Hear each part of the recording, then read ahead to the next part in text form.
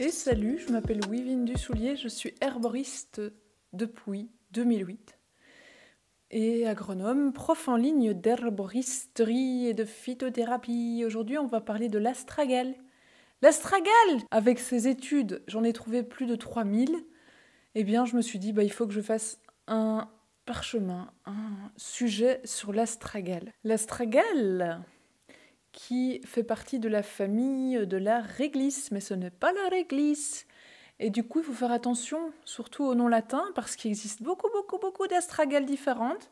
Ici, c'est l'Astragalus membranaceus, d'accord?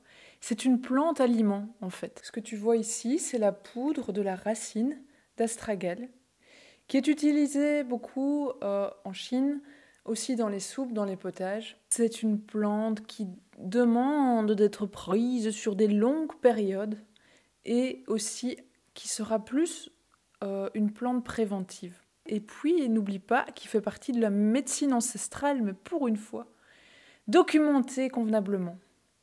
Alors pourquoi la prendre? Comment la prendre? Quelles sont les contre-indications? Et les liens vers les études également. Donc 3000 études scientifiques. Les études scientifiques portant sur les animaux, les études...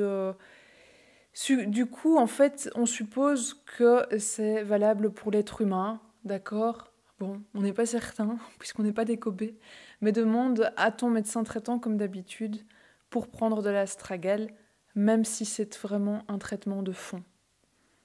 Une médecine préventive de fond. Alors, retiens déjà que c'est une plante, en fait, qui va convenir aux personnes qui sont vite malades, tu vois, qui chopent vite des rhumes, des grippes, des allergies, qui ont du mucus, qui ont du mal à respirer, donc qui ont fréquemment des maladies respiratoires. C'est des personnes aussi qui sont fatiguées, des personnes qui sont en manque d'appétit, qui ont des problèmes de digestion, des digestions lentes, des personnes qui ont les jambes faibles, les bras faibles, tu vois.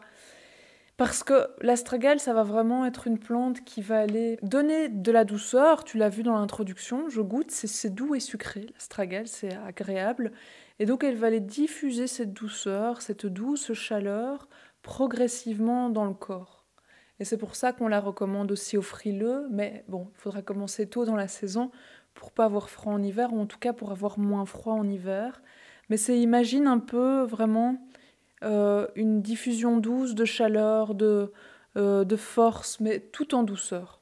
Donc, si tu as de l'agitation, tu as de la colère, tu as les yeux rouges aussi, parfois ça peut vraiment être un indice, elle ne sera pas forcément idéale pour toi. Tu vois, même si tu vas répondre aux différentes choses que je vais encore te citer, il faudra trouver une autre plante qui se mariera mieux avec ton cas. On a vu qu'elle atténuait les effets secondaires de la chimiothérapie, qu'elle allait moduler l'immunité, donc qu'elle allait aussi ralentir le vieillissement. Et c'est là qu'il y a eu le prix Nobel de la médecine, puisqu'on a découvert la télomérase, d'accord? C'est une enzyme en fait qui se trouve dans l'astragale et qui a des propriétés antioxydantes, donc en fait qui vont aller conserver la jeunesse plus longtemps.